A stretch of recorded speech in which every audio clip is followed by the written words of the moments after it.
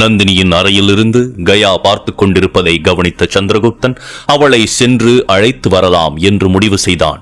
அவன் நேரடியாக நந்தினியின் அறைக்கு செல்ல அவனை பார்த்த கயாவோ மிகவும் உற்சாகமடைந்தாள். என்னோடு வா, நீதானே யானைகளை பார்க்க வேண்டும் என்று கேட்டாய் என்று சந்திரகுப்தன் சொல்ல இதை கேட்டு கயாவின் உற்சாகம் அதிகமானது. மிக்க நன்றி மன்னா, எங்கே நீங்கள் மறந்து விடுவீர்களோ என நான் நினைத்தேன் என்று கூறியவள் சந்திரகுப்தனோடு கீழே வரத் தொடங்க அவன் வரும்பொழுதே எச்சரிக்கை செய்துவிட்டான். எந்த யானைகளின் பக்கத்திலும் செல்லாதே, அவை அனைத்து நேரமும் ஒரே மாதிரி நடந்து கொள்ளாது என்று கூறியபடி அவன் அரண்மனைக்கு முன்னால் இருந்த திடலுக்கு அழைத்து வந்து எதிரே இருந்த யானைகளை எல்லாம் காட்ட கயாவின் கண்கள் ஆச்சரியத்தில் விரிந்தன. மன்னா, நான் என் வாழ்விலேயே முதல் முறையாக இப்பொழுதுதான் யானைகளை பார்க்கின்றேன். இதற்கு முன்பு இதை பற்றி நான் நிறைய கேள்விப்பட்டிருக்கிறேன், ஆனால் நேரடியாக பார்ப்பது இதுதான் முதல் முறை. இதை பார்த்துத்தானே மாமன்னர் அலெக்சாண்டரின் படை கூட பாரதத்திலிருந்து மறுபடியும் சென்று விட்டது என்று கேட்க சந்திரகுப்தன் புன்னகைத்தான். மனிதனை விட பல மடங்கு பலம் வாய்ந்தது இந்த யானைகள். எனவே இவை எந்த மன்னரிடம் அதிகமாக இருக்கின்றனவோ அவரின் படைதான் மற்றவர்களை காட்டிலும் மிகவும் பலம் வாய்ந்ததாக இருக்கும் என்று சொல்லிக் கொண்டிருக்க திடீரென்று ஐரவரதர் காதே கிழியும்படி பிள்ளிரும் சத்தம் கேட்டது. இதை கேட்டு பயந்து போன கயா தன்னையும் அறியாது சந்திரகுப்தனை அணைத்துக் கொண்டு விட கயா பதட்டமாக கேட்டாள், ஏன் உங்களால் அதை கட்டுப்படுத்த முடியாதா மன்னா? அதற்கு சந்திரகுப்தன் உடனடியாய், அங்குசத்தை வைத்துத்தான் யானைகளை எல்லாம் கட்டுப்பாட்டிற்குள் கொண்டு வருவார்கள். ஆனால் எனக்கு அவற்றின் மீது வன்முறையை பயன்படுத்துவதில் விருப்பம் கிடையாது என்று சொல்ல இதை கேட்ட கயாவோ திடீரென்று, அப்படி என்றால் நான் அன்பால் அதை கட்டுப்படுத்தி உங்களுக்கு காட்டுகிறேன் என்று சொல்லிவிட்டு நேரடியாக ஐரவரதரை நோக்கி செல்லத் தொடங்க சந்திரகுப்தன் அவளது பேச்சை கேட்டு அதிர்ந்து போனான். கயா, எங்கே சென்று கொண்டிருக்கிறாய்? தேவையில்லாமல் அதன் அருகில் செல்லாதே என்றவன் பின்னால் வருவதற்குள் கயா கிட்டத்தட்ட ஐரவரதரை நெருங்கிவிட அதுவோ கோபம் அதிகமாகி ஒரே முயற்சியில் தன் காலில் இருந்த சங்கிலியை அத்து எறிந்துவிட்டு கயாவை நோக்கி வரத் தொடங்க நல்ல வேளையாக சந்திரகுப்தன் சென்று அவளை பின்னால் இழுத்து விட்டான். ஐரவரதர் அந்த இடமே அதிர்வது போல் பிளிரியது. மேலும் அது சந்திரகுப்தன் மற்றும் கயாவை நோக்கி கோபமாக ஓடி வரத் தொடங்க சந்திரகுப்தன் கயாவின் கைகளை பிடித்துக் கொண்டு அந்த இடத்திலிருந்து வேகமாக ஓடத் தொடங்கினான். இதை பார்த்த சில வீரர்கள் எல்லாம் அதனை கட்டுப்படுத்துவதற்காக அதை காயப்படுத்த தொடங்கினார்கள். அதன் கண்கள் கோபத்தால் சிவந்து போயிருக்க சந்திரகுப்தனுக்கு நிலைமை கைமீறி போவது புரிந்து போனது. எப்படியாவது ஐரவரதரை மற்ற யானை படையிடமிருந்து பிரிக்க வேண்டும், இல்லையென்றால் மற்ற யானைகளும் பயத்தில் தங்களுடைய கட்டுப்பாட்டை இழந்துவிடும் என்று எண்ணிக்கொண்டவன் அவசரமாக வீரர்களிடம் கூறினான், நான் ஐரவரதரை இந்த இடத்திலிருந்து தூரமாக அழைத்துச் சென்று விடுகிறேன். ஆனால் யாரும் என்னை பின்தொடர்ந்து வர வேண்டாம். அப்படி செய்தால் அதன் கவனம் திசை மாறிவிடும் என்று சொல்லிவிட்டு அவன் வேண்டுமென்றே அதற்கு முன்னால் சென்று குதித்து அதை நோக்கி கைகளை நீட்ட ஐரவரதர் சந்திரகுப்தனை பார்த்துவிட்டது. அவனை பார்த்ததும் கோபத்தில் அவனை துரத்தத் தொடங்க சந்திரகுப்தன் நினைத்தபடியே அங்கிருந்து எதிர் திசையில் நோக்கி ஓடத் தொடங்கினான். அதை வீரர்கள் எல்லாம் கலவரமாக பார்த்துக் கொண்டிருக்க கயாவோ மிகவும் பதட்டம் அடைந்து விட்டாள்.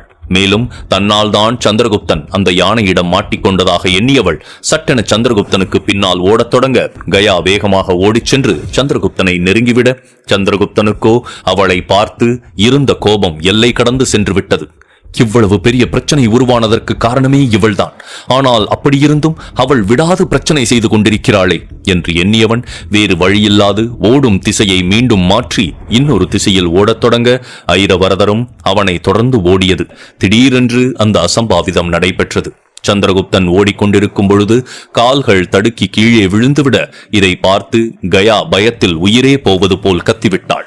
இப்பொழுது ஐரவரதரின் கவனம் கயாவின் புறம் திரும்பிவிட அதற்குள் சந்திரகுப்தன் வேகமாக எழுந்து விட்டான். தனக்கு பதிலாக கயா மாட்டிக்கொள்ளப் போவதை உணர்ந்தவன் மறுபடியும் ஐரவரதரை நோக்கி, என்னை பார், நான் இங்கே இருக்கிறேன் என்று கத்த அதன் கவனம் மறுபடியும் சந்திரகுப்தனின் பக்கமே திரும்பியது. மேலும் அவனை பார்த்ததும் அதனுடைய கோபம் மேலும் அதிகமாக இன்னும் சத்தமாக பிளிரியபடி அவனை நோக்கி செல்லத் தொடங்கியது. ஆனால் சந்திரகுப்தன் இந்த முறை அதை கண்டு பயந்து ஓடவில்லை. மாறாக அவன் அசையாமல் தன் இடத்தில் நின்று கொண்டு அதன் கண்களை மட்டும் கூர்மையாக பார்த்து கொண்டிருக்க ஐரவரதர் அதை கண்டு பின்வாங்கவில்லை. மாறாக அது சந்திரகுப்தனை கொன்றுவிடும் வெறியோடு அவனை நோக்கி ஓடிக்கொண்டே இருக்க சந்திரகுப்தனும் சிறிதும் அசையவில்லை. அவன் கண்களில் ஒரு உறுதி தெரிய அவன் சிறிதும் அசையாமல் எதிரே வந்து கொண்டிருந்த ஐரவரதரைத்தான் பார்த்து கொண்டே இருந்தான். ஐரவரதர் சந்திரகுப்தனை நெருங்க நெருங்க அவனது உறுதியான பார்வையை கண்டு சிறிது அமைதி அடைய அது மேலும் ஓடாது அப்படியே நின்றுவிட்டது. ஐரவரதரும் சந்திரகுப்தனும் நேருக்கு நேராய் பார்த்து கொண்டே நிற்க கொஞ்சம் கொஞ்சமாய் ஐரவரதரின் கோபம் குறையத் தொடங்கியது. அது பிளிறுவதை கூட நிறுத்திவிட்டு சந்திரகுப்தனை அசையாமல் பார்த்து கொண்டிருக்க சந்திரகுப்தனுக்கு அப்பொழுதுதான் நிம்மதியாக இருந்தது. அவன் உறுதியாய் முன்னால் சென்று அதன் தும்பிக்கையை லேசாக தட்டி கொடுக்க ஐரவரதர் தன் தும்பிக்கையால் சந்திரகுப்தனை சுற்றி கொண்டது. அதை பார்ப்பதற்கு சந்திரகுப்தனோடு விளையாடுவது போல் இருக்க கயாவும் இதை ஆச்சரியமாக பார்த்து கூறினாள்.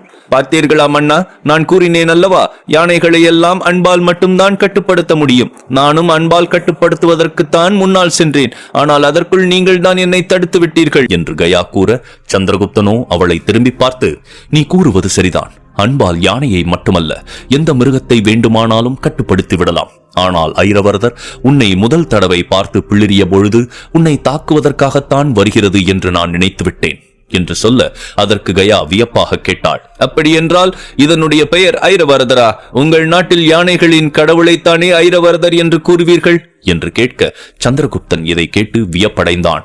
கயா, உனக்கு பாரதத்தின் மொழிகளை பற்றியும் எங்கள் கலாச்சாரத்தை பற்றியும் தான் தெரியும் என்று எண்ணிக்கொண்டிருந்தேன்.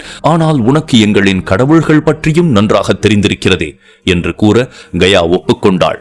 ஆம், எனக்கு உங்கள் கடவுள்களை பற்றி நிறைய விஷயம் தெரியும். எனக்கு கிருஷ்ணனை பற்றி கூட நன்றாய் தெரியும். உங்களுக்கு எப்படி இங்கே இந்திர பகவான் இருக்கிறாரோ அது போலவே எங்களுடைய நாட்டிலும் வானத்திற்காக தனி கடவுள், மழைக்காக தண்ணீர் கடவுள் என்று எத்தனையோ கடவுள்கள் இருக்கிறார்கள் என்று குழந்தை போல் கூற சந்திரகுப்தனுக்கு கயா கூறியதையெல்லாம் கேட்டு மிகவும் வியப்பாக இருந்தது. மேலும் அவள் சுவாரஸ்யமாக பேசிக்கொண்டே இருக்க அதை கேட்டுக்கொண்டிருந்த சந்திரகுப்தனுக்கும் தான் என்ன செய்ய போகிறோம் என்பது கூட மறக்கத் தொடங்கிவிட்டது. ஆனால் சட்டென அவன் சுய நினைவை அடைந்தான். அப்பொழுதுதான் தனது பயணத்திற்கு தாமதமாவது புரிய கயாவின் பேச்சிலிருந்து மனதை திருப்பிக் கொண்டான். மேலும் அவன் அவசரமாக ஐரவரதரின் தும்பிக்கையிலிருந்து வெளிவந்து கயாவை வேகமாக அழைத்தான். இது போதும், சீக்கிரமாக வா, நாம் இருவரும் அரண்மனைக்கு செல்ல வேண்டும். அப்பொழுதுதான் என்னால் உடனடியாக பயணத்தையும் ஆரம்பிக்க முடியும் என்று கூறியவன் திடீரென்று அருகே இருந்த ஐரவரதரை நோக்கி, நீயும் என்னோடு இந்த பயணத்தில் கலந்து கொள்கிறாயா என்று கேட்க ஐரவரதர் அதை ஏற்றுக்கொள்வதை போல் சந்திரகுப்தனை அமைதியாக பின்தொடரத் தொடங்கியது. சந்திரகுப்தனும் கயாவும் மறுபடியும் அரண்மனைக்கு திரும்பிய பொழுது ஆச்சாரிய சாணக்கியரும் மற்ற வீரர்களும் அவர்களுக்காகத்தான் பதட்டமாக காத்துக் கொண்டிருந்தார்கள். மேலும் ஆச்சாரிய சாணக்கியர் சந்திரகுப்தனை பார்த்து கடுமையான குரலில், எவ்வாறு இது நடைபெற்றது? போருக்கு கிளம்ப போகும் நேரத்தில் இப்படி காட்டு யானையை கட்டுப்படுத்துவதில் நீ உனது நேரத்தை வீணாக்கிக் கொண்டிருக்கலாமா என்று கேட்க அதற்கு சந்திரகுப்தன் என்னவோ கூற வந்தான்.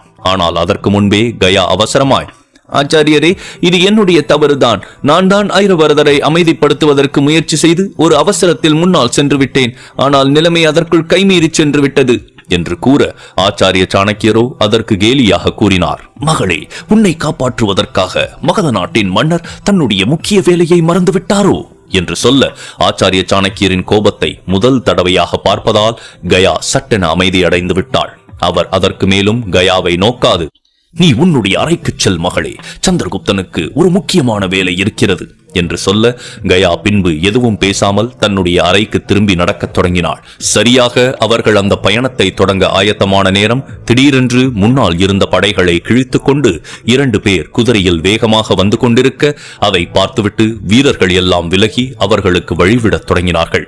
இதை ஆச்சாரிய சாணக்கியரும் சந்திரகுப்தனும் வியப்பாய் பார்த்து கொண்டிருக்க வந்து கொண்டிருக்கும் மனிதனை பார்த்து சந்திரகுப்தனுக்கு மிகவும் உற்சாகமானது. அவன் அவசரமாய் முன்னால் செல்ல குதிரையில் வந்த செந்தூரன் கீழே இறங்கி முதல் வேலையாக ஆச்சாரிய சாணக்கியரை பணிவாக வணங்கினான். செந்தூரா, உன்னைத்தான் நான் நீண்ட காலமாக எதிர்பார்த்துக் கொண்டிருந்தேன். இங்கு வருவதற்கு ஏன் இவ்வளவு தாமதம் என்று சந்திரகுப்தன் மிகவும் உற்சாகமாக சென்று தன் நண்பனை அணைக்க முற்பட செந்தூரன் உடலில் இருந்த காயத்தால் வலியில் முணங்கினான். அவனோடு அங்க நாட்டு துறைமுகத்திலிருந்து வந்த வியாபாரியின் பாதுகாவலனும் இருக்க இருவரும் தங்களால் முடிந்த அளவிற்கு விரைவாக வந்திருந்தார்கள். சந்திரகுப்தனுக்கு செந்தூரனின் தோற்றத்தை பார்த்து புருவம் சுருங்கியது. உனக்கு என்ன ஆயிற்று செந்தூரா? எதற்காக உன்னிடமிருந்து எந்த ஒரு தகவலும் வரவில்லை? நாங்கள் எல்லாம் உன்னை நினைத்து எவ்வளவு வருத்தத்தில் இருந்தோம் தெரியுமா என்று கேட்க ஆச்சாரிய சாணக்கியரும் யோசனையாக கேட்டார். செந்தூரா, உன்னை பார்த்தால் அதிகமாய் காயம்பட்டு வந்திருப்பது போல் இருக்கிறதே, என்ன ஆயிற்று? மேலும் உன்னோடு வந்த படையினர் எல்லாம் எங்கே? இந்த மனிதன் யார்? என்று அருகே இருந்த வியாபாரியின் பாதுகாவலனை நோக்கி ஆச்சாரிய சாணக்கியர் கேட்க, அதற்கு செந்தூரனோ அனைவரது கேள்விகளையும் புறம் தள்ளிவிட்டு ஆச்சாரிய சாணக்கியரிடம் சிறிது பதட்டமாக கூறினான். ஆச்சாரியரே, என்னை குறித்து கவலை கொள்ள வேண்டாம். இப்பொழுது இளவரசி நந்தினி எங்கே இருக்கிறார் என்ற விஷயம் நமக்கு தெரிந்துவிட்டது. திரவியன் என்ற கடல் கொள்ளையன்தான் இளவரசி நந்தினியை பராந்தகத்தீவிற்கு ஒரு வியாபாரியின் கப்பலில் கடத்திச் சென்று கொண்டிருக்கிறான். நாம் இப்பொழுதே நம்முடைய கப்பற்படையை அனுப்பி வைத்தால் நிச்சயமாக அந்த திரவியனை பிடித்து நம்முடைய இளவரசியையும் காப்பாற்றி விடலாம் என்று கூற, செந்தூரனின் இந்த கூற்றை கேட்டு சந்திரகுப்தனின் மனதில் ஒரு மின்னல் உருவாகியது. அவனும் இந்த தருணத்திற்காகத்தான் நீண்ட காலமாக காத்துக் கொண்டிருந்தான். மேலும் அவன் மனதிற்குள் அன்று மன்னர் போரஸ் கூறிய விஷயங்கள் நினைவுக்கு வந்தன. அவர் கூறியபடியே நந்தினியை பற்றிய ஒரு நல்ல விஷயம் தெரிந்திருக்க, அதே நேரம் அவன் ஐரவரதரையும் தன்னுடைய கட்டுப்பாட்டிற்குள் கொண்டு வந்திருந்தான். இவையெல்லாம் எதேர்ச்சியாக நடந்ததா, இல்லை வரப்போகும் எதிர்காலம் நன்றாக இருக்கப் போகிறது என்பதற்கான அறிகுறியா என்றவன் யோசித்துக் கொண்டே திரும்பி பார்க்க, அங்கு நின்று கொண்டிருந்த கயாவோ செந்தூரன் கூறியதை கேட்டு அதிர்ந்து போனாள். அவள் ஆச்சாரிய சாணக்கியரின் கோபத்தால் அங்கிருந்து சென்றாலும் திடீரென்று வந்த செந்தூரனை பார்த்து அப்படியே நின்று விட்டாள். அவள் செந்தூரனை தான் இமைக்காமல் பார்த்து கொண்டிருக்க, அவளது முகத்தில் ஒரு இனம் புரியா பயம் சூழ்ந்து கொண்டிருந்தது. அவள் எதற்காக பயம் கொள்கிறாள் என புரியாத சந்திரகுப்தன் யோசனையாக நின்று கொண்டிருக்க, ஆச்சாரிய சாணக்கியரோ செந்தூரனை அமைதிப்படுத்தியபடியே கேட்டார். முதலில் நிதானமாக இரு செந்தூரா, பின்பு என்ன நடந்தது என்பதை பற்றி எனக்கு விளக்கமாக கூறு. அப்பொழுதுதான் என்னால் ஒரு முடிவுக்கு வர முடியும் என்று சொல்ல, செந்தூரன் ஆரம்பத்திலிருந்து என்ன நடந்தது என்பதை வரிசையாக கூறத் தொடங்கினான். ஆச்சாரியரே, நான் முதலில் இளவரசி நந்தினியை தேடி கந்தக காட்டு வழியாக சென்று அங்க நாட்டை அடைந்தேன். அப்பொழுதுதான் அந்த வழியாய் சுற்றியிருந்த கிராமங்களை எல்லாம் சூறையாடி கொண்டிருந்த கடல் கொள்ளையர்கள் பற்றி எனக்கு தெரிய வந்தது. அதை தெரிந்து கொண்டு நாங்கள் மேலும் முன்னேறி அங்க நாட்டின் துறைமுகத்திற்கு சென்றபோது அங்கு ஏற்கனவே வந்திருந்த கிரேக்க படைகளை நாங்கள் எதிர்கொள்ள வேண்டியதாயிற்று. அவர்கள் ஏதோ ஒரு காரணத்திற்காக உடனடியாய் துறைமுகத்திலிருந்து ஒரு கப்பலில் ஏறி கிளம்ப முயற்சித்துக் கொண்டிருந்தார்கள் என்று கூறிக்கொண்டிருந்த செந்தூரன் தன்னையும் அறியாது அருகே இருந்த கயாவை பார்த்துவிட அவனது முகம் மிகவும் அதிர்ச்சி அடைந்தது. அவன் அதே அதிர்ச்சியோடு சந்திரகுப்தனை நோக்க, சந்திரகுப்தன் என்னவோ கூறுவதற்கு முன்பே ஆச்சாரிய சாணக்கியர் கவலையான குரலில் வினாவினார். நீ என்ன கூறுகிறாய் செந்தூரா? நிஜமாகவே கிரேக்க படைகளைத்தான் அங்கே பார்த்தாயா என்று கேட்க, செந்தூரன் ஒப்புக்கொண்டான். ஆமாச்சாரியரே, நான் கிரேக்க படையினரைத்தான் கண்டேன். மேலும் அவர்கள் எவ்வாறு நம்முடைய கட்டுப்பாட்டிற்குள் இருக்கும் இடத்திற்குள் வந்தார்கள் என்று எனக்கு சுத்தமாக புரியவில்லை. எனவே அவர்கள் அங்கிருந்து செல்லக்கூடாது என்று நான் ஆணையிட்டாலும் அதை கேட்காது அவர்கள் தொடர்ந்து முன்னேற முயற்சித்தார்கள். இதனால் எங்களுக்குள் விவாதம் ஏற்பட்டு ஒரு மிகப்பெரிய சண்டையும் உருவாகிவிட்டது.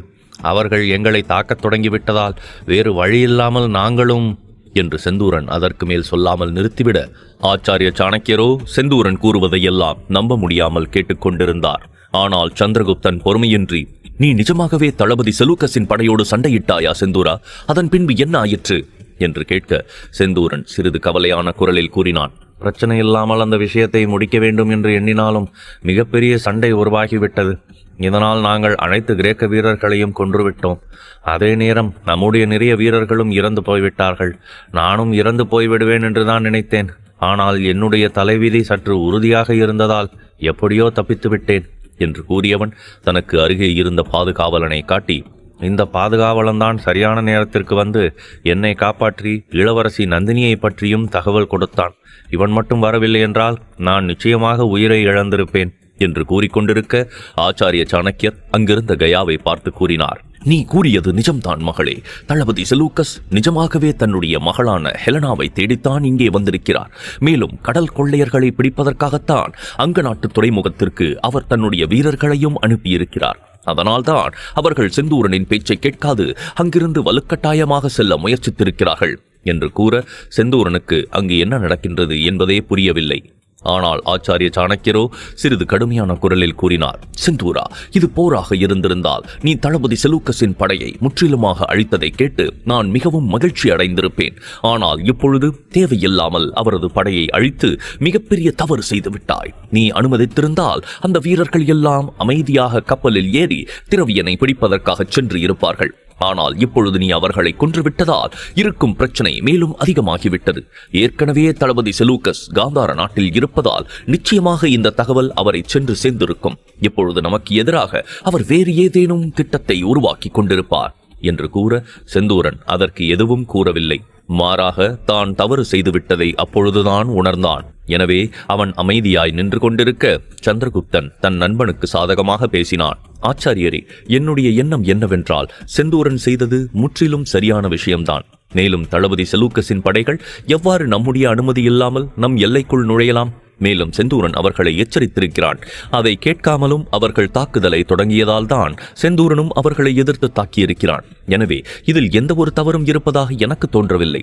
தாராளமாக இந்த செய்தி தளபதி செலூக்கஸை சென்று அடையட்டும். அப்பொழுதுதான் மகத நாட்டின் எல்லைக்குள் அத்துமீறி நுழைந்தால் என்ன நடக்கும் என்று அவருக்கும் புரியும் என்று சொல்லியபடி அவன் கயாவை நோக்க, அவளோ முகத்தில் எந்த ஒரு உணர்ச்சியையும் காட்டிக்கொள்ளாது அமைதியாக நின்று கொண்டிருந்தாள். மேலும் அவ்வளவு நேரம் தன் செயலை எண்ணி வருந்திக் கொண்டிருந்த செந்தூரனும் சந்திரகுப்தனின் இந்த கூற்றால் சிறிது நிம்மதி அடைந்தான். அவன் ஆச்சாரிய சாணக்கியரை நோக்கி, ஆச்சாரியரே, தளபதி செலூக்கஸ் நமக்கு எதிராக என்ன நடவடிக்கை எடுத்தாலும் அதை நாம் நிச்சயமாக சமாளித்து விடலாம். எனினும் இப்பொழுது அவரை பற்றி யோசிப்பதை விட இளவரசி நந்தினியை காப்பாற்றுவதற்கு ஒரு முடிவெடுத்தால்தான் சரியாக இருக்கும். அதிலும் கூடிய விரைவில் நாம் செயல்பட்டால் மட்டும்தான் இளவரசியை காப்பாற்றவும் முடியும் என்று சொல்ல ஆச்சாரிய சாணக்கியர் அவனை நோக்கி, பொறுமையாக இரு செந்தூரா, இப்பொழுது நம்முடைய கப்பற்படையினர் தயாராக இல்லை. எனவே இளவரசியை காப்பாற்ற வேறு ஏதாவது ஒரு திட்டமிடலாம் என்று சொல்ல ஏனோ செந்தூரனால் அதை ஏற்றுக்கொள்ள முடியவில்லை.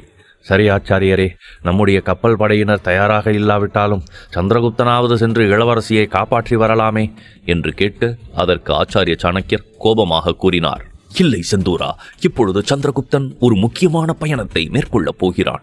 மேலும் ஒரு நாட்டின் மன்னன் சாதாரண கடல் கொள்ளையர்களுக்கு பின்னால் செல்வது அவ்வளவு சிறந்த முடிவு கிடையாது என்று சொல்ல செந்தூரன் இதை கேட்டு கவலையாக சந்திரகுப்தனை பார்த்தான். சந்திரகுப்தனுக்கும் உடனடியாக சென்று நந்தினியை காப்பாற்றி வர வேண்டும் என்று தோன்றினாலும் அவன் வேறு வழியில்லாமல் அமைதியாக நின்று கொண்டிருந்தான். அவனது மனநிலையை புரிந்து கொண்டு செந்தூரன், அப்படியென்றால் நானே சென்று இளவரசியை காப்பாற்றி வருகிறேன். ஆச்சாரியரே, எனக்கு ஒரு வாய்ப்பு தாருங்கள் என்று கேட்க அதையும் ஆச்சாரிய சாணக்கியர் மறுத்துவிட்டார். இல்லை செந்தூரா, இப்பொழுது இந்த வேலையை செய்து முடிப்பதற்கு நீ சரியான நிலையில் இல்லை. ஏற்கனவே உனக்கு நிறைய அடிபட்டிருக்கிறது. எனவே உனக்கு ஓய்வு தேவை என்று கூறியவர் அங்கிருந்த சம்புநாதரை நோக்கி கூறினார், அமைச்சரே, நீங்கள் உடனடியாக ஒரு படையை அழைத்துக் கொண்டு பராந்தக தீவை நோக்கிச் செல்லுங்கள். எப்படியாவது இளவரசி நந்தினியை அந்த திரவியனிடமிருந்து காப்பாற்றிக் கொண்டு திரும்புங்கள் என்று சொல்ல சம்புநாதரும் அதை ஏற்று தன்னுடைய அனைத்து திட்டங்களையும் மாற்றிக்கொண்டு ஒரு படையை அழைத்தபடி அங்கிருந்து சென்று விட்டார். இதை சந்திரகுப்தன் கவனித்துக் கொண்டிருந்தாலும் ஆச்சாரிய சாணக்கியர் தன் முடிவிலிருந்து மாறாது, இதற்கு மேலும் நேரத்தை விரயம் செய்யாதே சந்திரகுப்தா, உடனடியாக உக்கிரசேனரை அழைத்துக் கொண்டு உன்னுடைய பயணத்தை தொடங்கு என்று சொல்ல சந்திரகுப்தன் வேறு வழியில்லாமல் ஆச்சாரிய சாணக்கியரை வணங்கினான். வெற்றி உனதாகட்டும் சந்திரகுப்தா, நம்முடைய திட்டத்தை முடித்துவிட்டு பாதுகாப்பாக நாடு திரும்பு என்று சொல்ல சந்திரகுப்தன் அதற்கு மேலும் நேரத்தை விரயம் செய்யாது ஐரவரதரை அழைத்துக் கொண்டு அங்கிருந்து கிளம்பிவிட்டான். இன்னொரு புறம் காந்தார நாட்டிலிருந்து மாறு வேடத்தில் கிளம்பிய வீரர்களும் மகாநதியை வந்தடைந்தார்கள். அவர்கள் அனைவரும் வேடமிட்டு வந்திருந்ததால் யாருக்கும் வந்திருப்பது காந்தார நாட்டின் வீரர்கள் என்று தெரியவில்லை. இதை பயன்படுத்திக் கொண்ட வீரர்கள் இரவின் கருமையில் மறைந்து சுற்றி இருந்த அனைத்து நிலங்களையும் சுற்றி வளைத்து விட்டார்கள். இன்னொரு புறம் இந்துகுசம் மலையின் வழியாக தளபதி செலூக்கஸின் படையினர் வேகமாக காந்தார நாட்டின் எல்லையை நெருங்கிக் கொண்டிருந்தார்கள். அவர்களை எதிர்பார்த்தபடி மன்னர் போரஸ் தனது படையோடு சிந்து நாட்டின் எல்லையில் நின்று கொண்டிருக்க அவரது மொத்த கவனமும் எதிரே தெரிந்த காந்தார நாட்டின் மீதுதான் இருந்தது. அவர்களை அதிக நேரம் காத்திருக்க வைக்காது கிரேக்க படையினரெல்லாம் மிகவும் விரைவாய் வந்து கொண்டிருக்க மிகவும் குறைவாக இருந்த நிலவின் வெளிச்சத்தால் எதிரே தெரிந்த காட்சியை மன்னர் போரஸ் கவனித்தார். அவர் தன்னுடைய தளபதியை நோக்கி, ஜாக்கிரதையாக இருங்கள், நாம் எண்ணியதை விட இந்த கிரேக்க வீரர்கள் எண்ணிக்கையில் அதிகமாக இருக்கிறார்கள் என்று சொல்ல தளபதியும் சிறிது பதட்டமாக எதிரே பார்த்தார். மன்னா, நான் இந்த படையை பற்றி கேள்விப்பட்டிருக்கிறேன். இவர்கள் நிஜமாகவே நம்மை விட அதிக வீரர்களைத்தான் கொண்டிருக்கிறார்கள் என்று சொல்ல மிகவும் சாதாரணமாய் கூறினார். அவர்கள் எண்ணிக்கையில் அதிகமாக இருந்தாலும் நம்மிடம்தானே யானைப்படை இருக்கிறது. நம்முடைய யானைப்படைகளுக்கு முன்னால் அவர்களால் நிச்சயமாக எதிர்த்து வெற்றி பெற முடியாது. ஒன்று அவர்கள் நம்மிடம் சரணடைய வேண்டும், இல்லை என்றால் நம்மிடம் தோற்றுப்போய் திரும்ப வேண்டும் என்று சொல்ல தளபதி அதற்கு யோசனையாக கேட்டார். ஆனால் மன்னா, சூரியன் மறைந்த பின்பு போரிடுவது நம்முடைய தர்மம் கிடையாதே என்று கேட்க அதை கேட்டு மன்னர் போரஸ் சிரித்து விட்டார். தளபதியாரே, இவையெல்லாம் நம்முடைய நம்பிக்கைகள் தானே ஒழிய கிரேக்க வீரர்களுக்கு அப்படி எந்த ஒரு நம்பிக்கையும் கிடையாது. அவர்களும் இரவு நேரத்தில் தானே நம்மை ஏமாற்றுவதற்காக வந்து கொண்டிருக்கிறார்கள். எனவே நாமும் தாராளமாக அவர்களிடம் இரவு நேரத்தில் சண்டையிடலாம் என்று கூறிக்கொண்டிருக்க திடீரென்று எதிரே வந்து கொண்டிருந்த தளபதி செலூக்கஸின் படைகள் மொத்தமாக அமைதி அடைந்தது. அவ்வளவு நேரம் கேட்டுக்கொண்டிருந்த சலசலப்பு அனைத்தும் அடங்கிவிட மன்னர் போரஸின் தளபதி அதை புரியாமல் நோக்கினார். என்ன ஆயிற்று மன்னா? எதற்காக அவர்கள் அமைதி அடைந்து விட்டார்கள் என்று அவர் கேட்க மன்னர் போரஸ் புன்னகையோடு கூறினார். நான் கூறினேன் அல்லவா, கிரேக்கர்கள் சண்டையிடுவதில் மட்டுமல்ல தந்திரத்திலும் சிறந்தவர்கள்தான். நாம் இங்கே இருப்பது அவர்களுக்கு தெரிந்து போய்விட்டது. அதனால்தான் அடுத்து என்ன செய்வது என்று திட்டமிட்டுக் கொண்டிருக்கிறார்கள் என்று சொல்ல மன்னர் போரஸின் தளபதிக்கு அதை கேட்டு வியப்பானது. மேலும் அந்த படை வந்து கொண்டிருந்த திசையை கவனித்த மன்னர் போரஸின் மனதில் ஒரு புதிய சந்தேகம் ஒன்றும் உருவானது. எனவே அவர் தன் தளபதியிடம் திரும்பி, தளபதியாரே, இவர்களை பார்த்தால் காந்தார நாட்டிற்குள்ளோ அல்லது சிந்து நாட்டிற்குள்ளோ வருவது போல் தெரியவில்லை. மாறாக இவர்கள் மகத நாட்டை நோக்கி சென்று கொண்டிருக்கிறார்கள் என்று கூற தளபதி அதை கேட்டு அதிர்ந்து போய்விட்டார். என்ன கூறுகிறீர்கள் மன்னா? மகத நாட்டிற்குள்ளா? ஆனால் நாம் அவர்கள் இங்குதான் வருவார்கள் என்று எதிர்பார்த்து கொண்டிருந்தோமே. மேலும் நிச்சயமாக எல்லையை கடந்து செல்வதற்காக ஏதேனும் ஒரு காரணத்தை சொல்வதற்கு அவர்கள் நம்மை அணுகத்தான் போகிறார்கள். அப்பொழுது என்ன செய்யலாம் என்று கேட்க மன்னர் போரஸ் உடனடியாக திட்டமிட்டார். தளபதியாரே, அவர்கள் நம்மிடம் வந்து காரணம் கூறப்போவது கிடையாது. மாறாக எடுத்த உடனே தாக்குதலைத்தான் தொடங்கப் போகிறார்கள். நிச்சயமாக முதலில் அம்புகளை கொண்டுதான் தாக்குதல் நடக்கும். நம்முடைய குதிரை படையை பின்வாங்கும்படி கூறிவிடுங்கள். வீரர்களை எல்லாம் கிடையத்தால் அரணமைத்து தங்களை பாதுகாக்கும்படி கூறிவிடுங்கள். அவர்கள் முதல் தாக்குதலை முடிப்பதற்கு முன்பே நம்முடைய யானை படைகள் எல்லாம் ஒன்றாக திரண்டு சென்று அவர்களை தாக்கத் தொடங்க வேண்டும். அப்படி செய்தால் மட்டும்தான் அடுத்த தாக்குதல் ஆரம்பிக்கும் முன்பு நாம் அவர்களை வீழ்த்த முடியும் என்று சொல்ல மன்னர் போரஸின் தளபதிக்கு தங்களது முடிவை கேட்டு சற்று நிம்மதியாக இருந்தது. இந்த முறை மன்னர் போரஸ் தன் திட்டத்தை மிகச் சரியாக அமைத்து எதிரே வந்து கொண்டிருக்கும் படைக்கு ஒரு வியூகம் அமைத்துக் கொண்டிருக்க, அதே நேரம் எதிரே இருந்த தளபதி செலூக்கஸின் படைகள் முன்னால் இருந்த மன்னர் போரஸின் படையை பார்த்துவிட்டார்கள். அப்பொழுது அந்த படைக்கு தலைமையேற்று சென்றவன் தளபதி டிமிட்ராஸ் என்பவன்தான். அவனும் தளபதி செலூக்கஸை போலவே மிகவும் சக்தி வாய்ந்த வீரன்.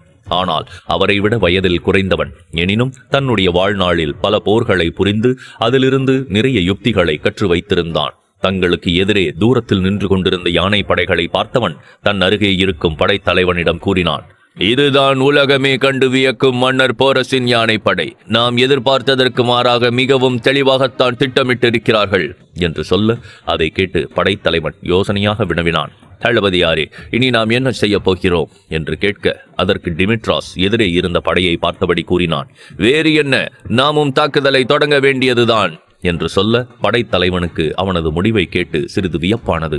ஆனால் தளபதியாரே, நம்மை மகத நாட்டிற்கு எந்த ஒரு இடையூறும் இல்லாது அமைதியாக செல்லும்படிதானே தளபதி செலூக்கஸ் கூறினார். இப்பொழுது நாம் தேவையில்லாமல் பிரச்சனையை தொடங்கினால் நமக்கு ஏதேனும் ஆபத்து வந்து விடாதா என்று கேட்க டிமிட்ராஸ் மறுத்துவிட்டான். எதிரே இருக்கும் யானை படையை கண்டு அஞ்ச வேண்டாம். கிரேக்க வீரர்களின் பலம் என்ன என்பதை நாம் அவர்களுக்கு தாராளமாக புரிய வைத்து விடலாம். நிச்சயமாக மன்னர் போரஸ் நம்மோடு போரிட வேண்டும் என்ற எண்ணத்தில்தான் தன் எல்லையில் வந்து காத்துக் கொண்டிருக்கிறார். அவரது எண்ணத்தை நாம் எதற்கு பொய்யாக்குவது? எனவே நிச்சயமாக போரை தொடங்கி விடலாம். நம்முடைய வீரர்களிடம் முதலில் அம்புகளை பயன்படுத்துவதற்கு தயாராக இருக்கும்படி கூறிவிடு என்று கூறியவன் எதிரே இருந்த மன்னர் போரஸின் படையை உறுதியாக பார்க்க அங்கு மிகவும் கலவரமான ஒரு போர் சூழல் உருவாக தொடங்கியது. டிமிட்ராஸின் மனதில் வேறு ஒரு திட்டம் உருவாகி இருந்தது. படைத்தலைவன் இறுதியாக ஒரு முறை தன் தளபதியை பார்த்து கேட்டான். எதற்கும் கடைசியாக ஒரு முறை யோசித்துக் கொள்ளுங்கள் தளபதியாரே. இதுவரை நாம் தளபதி செலூக்கஸின் ஆணையை மீறி நடந்து கொண்டது கிடையாது. இப்பொழுது ஒரு போரை தொடங்கி வைத்தால் நிச்சயமாக நமக்குத்தான் மிகப்பெரிய உயிரிழப்புகள் ஏற்படும். நம்மிடம் இருக்கும் படையோடு ஒப்பிடும் பொழுது மன்னர் போரஸின் படை மிகவும் பெரியது. சிறிதும் கருணை காட்டாமல் அவர்கள் நம் அனைவரையும் கொன்று விடுவார்கள். எனவே நாம் அமைதியாக மகத நாட்டிற்கு சென்று விடுவதுதான் நல்லது என்று சொல்ல இதை கேட்டு டிமிட்ராஸ் கோபமாக கூறினான். நாம் இங்கிருந்து அமைதியாக சென்றாலும் மன்னர் போரஸ் நம்மை விட்டு விடுவார் என்று எண்ணுகிறாயா? நிச்சயமாக அவர்கள் நம்மை அமைதியாக விடப்போவது கிடையாது. நாம் இங்கிருந்து சென்றாலும் நம்மை தொடர்ந்து வந்து போருக்கு அழைத்து வீழ்த்த வேண்டும் என்றுதான் நினைப்பார்கள். அப்பொழுது என்ன செய்வாய்? நம்மால் நிச்சயமாக மன்னர் போரஸை எதிர்த்து ஜெயிக்க முடியாது. அதனால் நம்முடைய நிறைய வீரர்களை நாம் வேண்டுமென்றே இன்று இழக்கப் போகிறோம். ஆனால் அதனால் நாம் வீழ்ந்துவிடக்கூடாது. புத்திசாலித்தனமாக திட்டமிட்டு நம்முடைய குறிக்கோளை அடைய வேண்டும். என்னுடைய திட்டத்தை கவனமாக கேட்டுக்கொள். உடனடியாக நம்முடைய படையை இரண்டாக பிரித்து விடலாம். அதில் ஒரு சிறிய படை எதிரே இருக்கும் மன்னர் போரஸின் படையை எதிர்கொள்ளட்டும். மற்றொரு பெரிய படை பின்தங்கி மறைந்து கொண்டு சரியான நேரம் கிடைக்கும் பொழுது இங்கிருந்து மகத நாட்டை நோக்கி சென்று விடட்டும். பின்பு முன்னால் இருக்கும் சிறிய படை மன்னர் போரஸின் பெரும் படையை திசை திருப்பி இந்து குச மலைகளை நோக்கி அழைத்துச் சென்று விட்டால் பின்பு நம்முடைய திட்டம் எளிமையாக நிறைவேறிவிடும். ஆகவே நம்முடைய வீரர்களை எல்லாம் ஜுவாலை அம்புகளை உருவாக்கும்படி கூறு என்று சொல்ல, இப்பொழுது படைத்தலைவனுக்கு தளபதியின் திட்டம் புரிந்துவிட்டது. அவன் அவசரமாக முன்னால் வந்து தங்களுடைய படைகளை 2 பகுதியாக பிரித்தான். அதில் முதலில் இருந்த சிறிய படையினர் தங்களுடைய அம்புகளில் நெருப்பை உருவாக்கி தாக்குதலுக்கு தயாராக இருக்க, இதையெல்லாம் தூரத்தில் இருந்த மன்னர் போரஸ் பார்த்து கொண்டிருந்தார். அவ்வளவு நேரமும் இருளாக இருந்த பகுதி திடீரென்று பிரகாசம் அடைய அவருக்கு என்ன நடக்கின்றது என்று புரிந்து போனது. மேலும் வெளிச்சத்தை கண்டதும் அவருடைய யானைகள் எல்லாம் சிறிது பிளிரத் தொடங்க மன்னர் போரஸ் உடனடியாக தன்னுடைய தளபதியிடம் கூறினார், அவர்கள் நம்மை நெருப்பிட்ட அம்பின் மூலம் தாக்கப் போகிறார்கள். அதனால் நம்முடைய பாதுகாப்பு அரணை இன்னும் பலமாக இருக்கும்படி பார்த்துக் கொள்ளுங்கள் என்று சொல்ல, அவருடைய ஆணையை கேட்டு சுற்றியிருந்த காலாட்படையினர் எல்லாம் அவசரமாக முன்னால் வந்து மொத்த படையை சுற்றியும் ஒரு பெரிய அரணை உருவாக்கிவிட்டார்கள். அவர்களுக்கு பின்னால் குதிரை படையினர் நின்று கொண்டிருக்க மன்னர் போரஸ் தன்னுடைய படையை பார்த்து கூறினார், வீரர்களே, பாதுகாப்பு அரணை சிறிதும் தளர்த்தி விடாதீர்கள். அவர்கள் நம்மை முதல் தடவை தாக்கிய அடுத்த நொடியே நமது யானைப்படை அவர்களை சிறிதும் நேரம் விரயம் செய்யாது தாக்க வேண்டும் என்று கூறிக்கொண்டிருக்க, இன்னொரு புறம் தளபதி செலூக்கஸின் படையினரும் 2 பிரிவினராக பிரிந்து விட்டார்கள். அதில் பெரிய படையினர் மெதுவாக பின்னோக்கி செல்லத் தொடங்க, டிமிட்ராஸ் தனக்கு முன்னால் இருந்த சிறிய படையை நோக்கி கூறினான், மாமன்னர் அலெக்சாண்டரின் வீரம் மிக்க போராளிகளே, இன்று உங்களுடைய நாட்டிற்காகவும் மன்னருக்காகவும் நீங்கள் உங்களுடைய உயிரை தியாகம் செய்ய போகிறீர்கள். உங்களுடைய இறுதி மூச்சு இருக்கும் வரை மன்னர் போரஸை தொடர்ந்து முன்னேற விடாதீர்கள். அவர்களுக்கு நம்முடைய பெரிய படையை பற்றி தெரியவே கூடாது. முதல் தடவை அம்புகளை எய்துவிட்டு விரைவாய் முன்னோக்கி சென்று மன்னர் போரஸின் படையை தாக்கத் தொடங்குங்கள். பின்பு சிறிது சிறிதாக இந்து குச மலையை நோக்கி அவர்களை அழைத்துச் சென்று நம்முடைய பெரிய படையிடமிருந்து முற்றிலுமாக திசை திருப்பி விடுங்கள் என்று கூறிவிட்டு முன்னால் இருந்த மன்னர் போரஸின் படையை பார்த்த டிமிட்ராஸ் சத்தமாக கத்தினான், தாக்குங்கள் என்று சொல்ல, அடுத்த நொடியே அவனது சிறிய படையினர் தங்கள் கையிலிருந்து அம்புகளை விடுவிக்கத் தொடங்கினார்கள். ஏற்கனவே மன்னர் போரஸின் படை இதை எதிர்கொள்ள தயாராக இருந்ததால் மிகவும் எளிதாக அந்த தாக்குதலிலிருந்து தப்பித்து விட்டார்கள். ஒரு சில வீரர்கள் மட்டுமே அதில் இறந்து போயிருக்க, அந்த தாக்குதல் முடிந்த அடுத்த நொடி மன்னர் போரஸின் பெரும் படை வேகமாக முன்னேறிச் செல்லத் தொடங்கியது. அதைத் தொடர்ந்து தளபதி செலூக்கஸின் படைகளும் தாக்குதலுக்காக முன்னால் வரத் தொடங்க மன்னர் போரஸுக்கு சிறிது சந்தேகமானது. தூரத்தில் பார்த்தபொழுது பெரிய படையாக இருந்த வீரர்கள் எப்படி திடீரென்று குறைந்து போனார்கள் என்றவர் யோசித்தாலும் போரில் கவனமாக இருந்ததால் அதை பற்றி அதிகம் சிந்திக்காது சண்டையிடத் தொடங்கிவிட்டார். தங்களால் முடிந்தவரை சீக்கிரமாக மன்னர் போரஸின் வீரர்களை எல்லாம் அழிக்க வேண்டும் என்றவர்கள் எண்ணிக்கொண்டு ஒரே மூச்சில் அனைவரையும் கொன்று குவிக்கத் தொடங்க மன்னர் போரஸ் தன்னுடைய படையை பார்த்து கோபமாக கத்தினார், அந்த செலூக்கஸின் ஒரு வீரன் கூட இங்கிருந்து தப்பிக்க கூடாது. அனைவரையும் கொன்று குவியுங்கள். இதை பார்த்த பின்பாவது காந்தார நாட்டில் அமர்ந்திருக்கும் அந்த முட்டாள் ஹம்பிக்கு தன்னுடைய கனவு என்றும் நிறைவேறாது என்பது புரியட்டும் என்று சொல்ல, இதை கேட்டதும் மன்னர் போரஸின் வீரர்களின் மனதிற்குள் ஒரு புதிய உத்வேகம் கிளம்பியது. எனவே அவர்கள் கண்மூடித்தனமாக சண்டை போட்டுக் கொண்டிருக்க தளபதி செலூக்கஸின் படையினர் மன்னர் போரஸின் படையினரை திசை திருப்பி இந்து குச மலைகளின் வழியாக அழைத்துச் செல்லத் தொடங்கினார்கள். செல்லும் வழிகள் எல்லாம் தளபதி செலூக்கஸ் படையினரின் உடலாக சிதறி கிடக்க, அவ்வளவு நாட்களும் மாமன்னர் அலெக்சாண்டரின் படையினர் வருவதற்காக மன்னர் ஹம்பி உருவாக்கப்பட்டிருந்த சாலைகள் அனைத்தும் இரத்தமாக உறைந்து போய் கிடந்தது. மேலும் மன்னர் போரஸ் நினைத்தபடியே தளபதி செலூக்கஸின் சிறிய படையை அழித்துவிட அவர் போரிடும் உத்வேகத்தில் இருந்ததால் 2 விஷயங்களை கவனிக்க தவறிவிட்டார். ஒன்று, அவர் தனது படையோடு சேர்ந்து சிந்து நாட்டிலிருந்து அதிக தொலைவிற்கு வந்திருக்க தற்போது இந்து குச மலையின் எல்லையில் நின்று கொண்டிருந்தார்கள். அதற்கு அடுத்த விஷயம், இதை பயன்படுத்தி கொண்ட டிமிட்ராஸ் தன்னுடைய பெரிய படையை அழைத்துக் கொண்டு நேரடியாக மகத நாட்டை நோக்கி செல்லத் தொடங்கியிருந்தான். இன்னொரு புறம் மகத நாட்டின் அன்றைய ராஜசபையை ஆச்சாரிய சாணக்கியர் விடியல் காலையிலேயே தொடங்கி இருந்தார். எனவே அனைத்து அமைச்சர்களும் ஆலோசகர்களும் ராஜசபைக்கு வந்திருக்க ஆச்சாரிய சாணக்கியர் செந்தூரன் மற்றும் வியாபாரி மோகனதாசனோடு இணைந்து அங்குதான் சென்று கொண்டிருந்தார். ஆச்சாரிய சாணக்கியரின் முகம் அப்பொழுது சற்று யோசனையாக இருக்க அவரது முகத்தில் கவலைக்கான அறிகுறிகள் தென்பட்டன. அதை புரிந்து கொண்ட வியாபாரி மோகனதாசன் தற்பொழுது மன்னர் சந்திரகுப்தன், மன்னர் உக்கிரசேனர் மற்றும் சம்புநாதர் யாரும் இல்லாததால் தான் அவர் கவலையாக இருக்கின்றார் என்று நினைத்து கொண்டார். மேலும் மகத நாட்டின் பாதிப்படைகள் சந்திரகுப்தனோடு சேர்ந்து தங்களுடைய போர் பயணத்தை தொடங்கியிருந்தார்கள். எனவே இது போன்ற நேரத்தில் மகத நாட்டின் பாதுகாப்பை பற்றிய கவலை எழுவது சாதாரண விஷயம்தான் என்றும் நினைத்து கொண்டார். அவரோடு வந்து கொண்டிருந்த செந்தூரனோ மனதிற்குள் மிகுந்த பதட்டத்தோடு இருந்தான். அவனை ஆச்சாரிய சாணக்கியர் அன்று முழுவதும் ஓய்வெடுக்கச் சொன்னாலும் அதை அவன் கேட்காமல் வலுக்கட்டாயமாக ராஜசபைக்கு வந்து கொண்டிருந்தான். முந்தைய இரவு அவனால் சிறிதும் தூங்க முடியவில்லை. அவனுக்கு கண்ணை மூடினாலே இளவரசி நந்தினியின் ஞாபகம்தான் வந்தது. மேலும் ஆச்சாரிய சாணக்கியர் இளவரசியை காப்பாற்ற தன்னை அனுப்பாது சம்புநாதரை அனுப்பியது அவனுக்கு சுத்தமாக பிடிக்கவில்லை.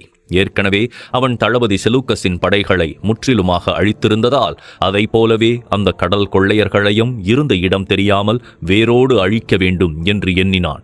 ஆனால் அதற்கு வாய்ப்பு கிடைக்காமல் போய்விட ஆச்சாரிய சாணக்கியரோடு அமைதியாக சென்று கொண்டிருந்தான்.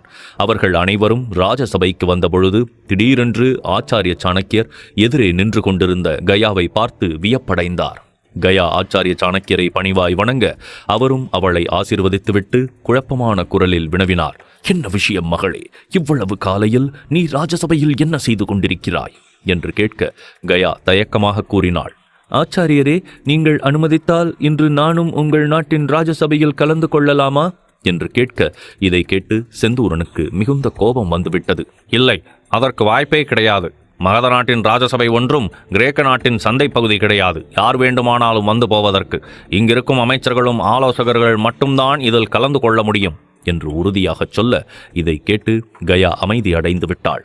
என்னை மன்னித்து விடுங்கள் என்று கூறிவிட்டு அவள் அந்த இடத்திலிருந்து செல்லத் தொடங்க ஆச்சாரிய சாணக்கியரோ அவளை அவசரமாய் நிறுத்தினார். ஒரு நிமிடம் நில் மகளே என்றவர் அழைக்க கயா நின்று விட்டாள். ஆச்சாரிய சாணக்கியர் அவளுக்கு அருகே சென்று, அன்று சந்திரகுப்தன் உன்னை அழைத்து வந்ததால் ராஜசபையில் இருப்பதற்கு அனுமதித்தான். ஆனால் அதுபோலவே அனைத்து நாட்களும் இங்கு நடைபெறாது மகளே. எங்களுக்கென்று சில கொள்கைகளும் கோட்பாடுகளும் இருக்கின்றன. அதை நாங்கள் நிச்சயமாக கடைபிடிக்க வேண்டும். ஆனால் நீ எதற்காக எங்களுடைய ராஜசபையில் கலந்து கொள்ள விரும்புகிறாய் என்பதை நான் அறிந்து கொள்ளலாமா என்று கேட்க அதற்கு கயா தயக்கமாய் கூறினாள். ஆச்சாரியரே, உங்கள் நாட்டின் ராஜசபை எவ்வாறு நடைபெறுகிறது என்பதை அறிந்து கொள்ளவே நான் அவ்வாறு கேட்டுவிட்டேன். அதை தவிர்த்து வேறு எந்த ஒரு எண்ணமும் எனக்கு கிடையாது. நீங்கள் எப்படி முடிவுகளை எடுத்து இந்த நாட்டை வழி நடத்தி செல்கிறீர்கள் என்பதை நான் நேரடியாக பார்க்க வேண்டும். மேலும் உங்களுடைய திட்டங்களும் கொள்கைகளும் எந்த அளவிற்கு உறுதியாக இருக்கிறதோ அதே அளவிற்கு அது மக்களின் நல்வாழ்விலும் செயல்படுகிறதா என்பதை நான் தெரிந்து கொள்ள வேண்டும் என்று கூற இதை கேட்டு ஆச்சாரிய சாணக்கியர் புன்னகையோடு வினவினார். அப்படியென்றால் நீ என்னுடைய கொள்கைகளை சோதித்து பார்க்க வேண்டும் என்று எண்ணுகிறாயா என்று கேட்க கயா உடனடியாக மறுத்தாள். நான் அவ்வாறு கூறவில்லை ஆச்சாரியரே. என் கனவில் கூட நான் அவ்வாறு செய்ய வேண்டும் என்று நினைத்து பார்த்தது கிடையாது. நான் ஒரு ஆர்வத்தில்தான் வர வேண்டும் என்று எண்ணுகிறேன் என்று சொல்ல அவ்வளவு நேரமும் அமைதியாக நின்று கொண்டிருந்த செந்தூரன் திடீரென்று கயாவின் கையில் இருந்த விலை உயர்ந்த ஒரு வைரக்காப்பை கண்டு சந்தேகமாய் வினவினான். என்னுடைய மனதிலும் ஒரு விஷயத்தை தெரிந்து கொள்ள வேண்டும் என்ற ஆர்வம் இருக்கிறது. நீ ஹெலனாவின் சாதாரண பணிப்பெண். அப்படி இருக்கும் பொழுது உன்னுடைய கையில் எவ்வாறு ஒரு விலை உயர்ந்த வைரக்காப்பு இருக்கிறது? ஒருவேளை கிரேக்கத்தில் பணிப்பெண்கள் அனைவரும் ராஜ குடும்பத்தினரைப் போலவே வசதியாக இருப்பீர்களோ என்று கேலியாக கேட்க ஆச்சாரிய சாணக்கியர் அவனது கேள்வியால் சிறிது கோபம் அடைந்து விட்டார். ஆனால் கயாவோ அவனது கேள்வியை பெரிய விஷயமாய் எடுத்துக்கொள்ளாது. இல்லை, நீங்கள் எண்ணுவது தவறு. கிரேக்கத்திலும் பணிப்பெண்களான நாங்கள் சாதாரணமாகத்தான் வாழ்வோம். மேலும் இந்த காப்பு என்னுடையது கிடையாது, இது ஹெலனாவினுடையது. அவள் கொள்ளையர்களிடமிருந்து தப்பித்துச் செல்லும் பொழுது இதை தொலைத்து விட்டாள். அது என்னிடம் கிடைத்ததால் நான் அதை பத்திரப்படுத்தி வைத்திருக்கிறேன் என்று கூற ஆச்சாரிய சாணக்கியர் அவளை தடுத்தார். மகளே, நீ யாருக்கும் விளக்கம் சொல்ல வேண்டிய அவசியம் கிடையாது. நீ தாராளமாக எங்களது ராஜசபையில் கலந்து கொள்ளலாம். ஆனால் இன்று சந்திரகுப்தன் அதில் பங்கேற்க மாட்டான். எனவே அவன் இல்லாத பொழுதுதான் நீ கலந்து கொள்ளப் போகிறாய் என்று சொல்ல இதை கேட்டு கயாவின் முகத்தில் வேகமாக ஒரு புன்னகை வந்து ஒட்டிக்கொண்டது. ஆச்சாரிய சாணக்கியர் கயாவிடம் கூறினார். வா மகளே, இன்றைய ராஜசபையில் என்ன நடக்கின்றது என்பதை நீயே பார்த்து தெரிந்து கொள். மேலும் என்னுடைய திட்டங்களைப் போலவே செயல்பாடுகளும் இருக்கிறதா என்பதை நீ இன்று அறிந்து கொள்ளலாம். ஒருவேளை உனக்கும் ஏதேனும் எண்ணங்கள் இருந்தால் அதை நீ தாராளமாக பகிர்ந்து கொள்ளலாம் என்று கூறியபடி ஆச்சாரிய சாணக்கியர் கயாவை அழைத்துக் கொண்டு ராஜசபையை நோக்கி செல்லத் தொடங்க செந்தூரனும் வேறு வழியில்லாமல் அவர்களை பின்தொடர்ந்து சென்றான். எப்பொழுது கயா தளபதி செலூக்கஸின் வளர்ப்பு பெண்ணை போன்றவள் என செந்தூரனுக்கு தெரிந்ததோ அப்பொழுதே அவனுக்கு கயாவின் மீது ஒரு காரணம் இல்லாத வெறுப்பு உருவாகிவிட்டது. நிஜமாகவே கயா மகத நாட்டின் ராஜசபைக்கு ஆர்வத்தினால் தான் வர விரும்புகிறாளா? இல்லை அவளுடைய நடவடிக்கைகளுக்கு பின்பு ஏதேனும் காரணங்கள் இருக்குமா? டிமிட்ராஸ் தன்னுடைய திட்டப்படி மகத நாட்டின் எல்லைக்குள் தன்னுடைய படையோடு நுழைந்து விடுவானா? மேலும் தெரிந்து கொள்ள தொடர்ந்து கேளுங்கள்.